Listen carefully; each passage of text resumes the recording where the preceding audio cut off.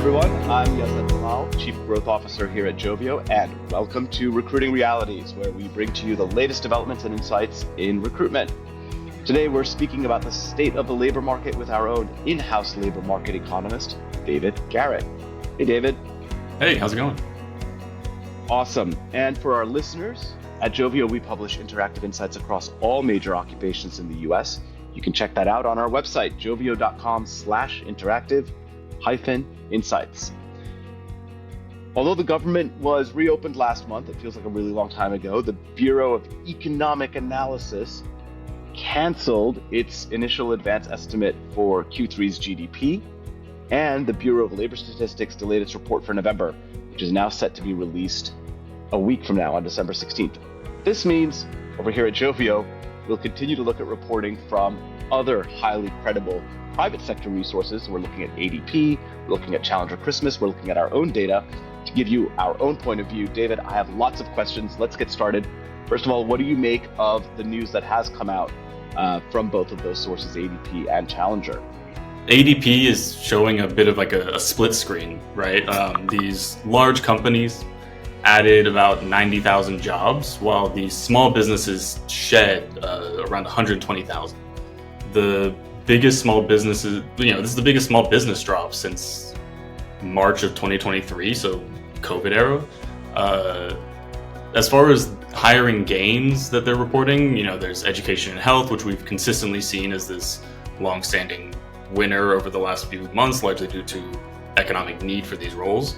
Leisure hospitality, which was up about 13,000, which likely is because of all the Black Friday holiday hiring going on.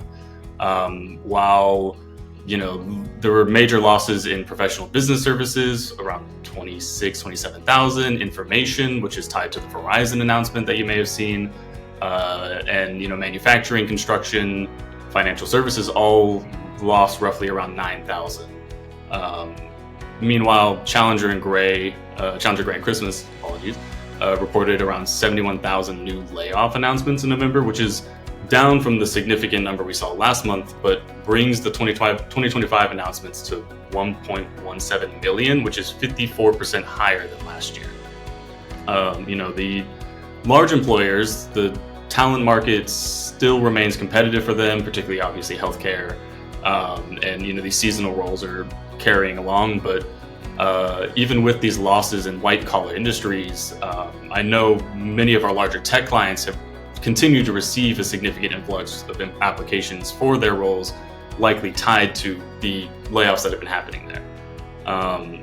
For a general bottom line, the market is clearly very mixed, and does kind of show signs of this K-shaped pattern where some are winning, some are losing, that I've seen other economists and sort of news sources mention. And the level of uncertainty and caution looking forward is continuing to rise as we see these reports come out. Well, I think, first of all, K-shaped pattern is a new phrase for me. I'm going to have to add that to my list of cool business buzzwords.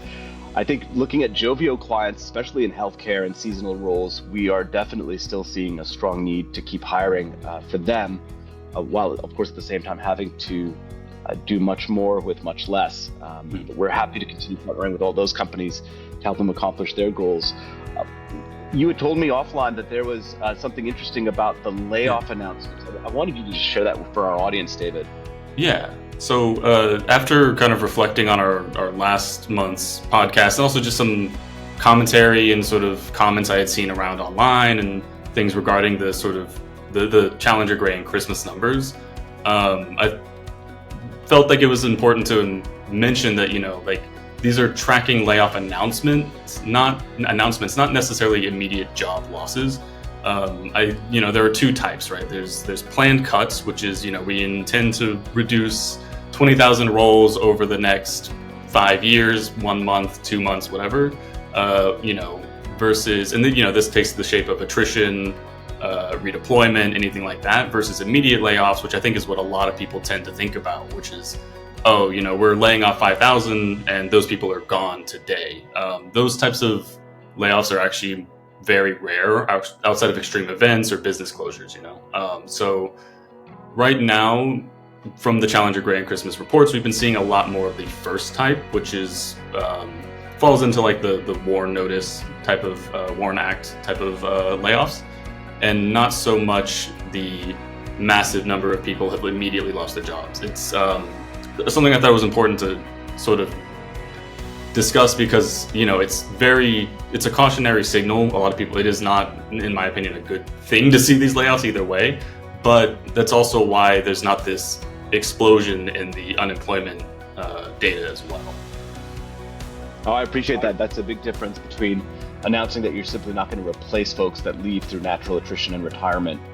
There's a big difference between that and layoffs. And of course, layoffs are hard. All of us have been through that. Of course, our hearts go out to anybody who's affected in their job. Well, let's leave it there. First of all, thank you, David. Thank you to our listeners. Enjoy the holiday season. Don't forget to visit us at joveo.com, and we will see you again soon.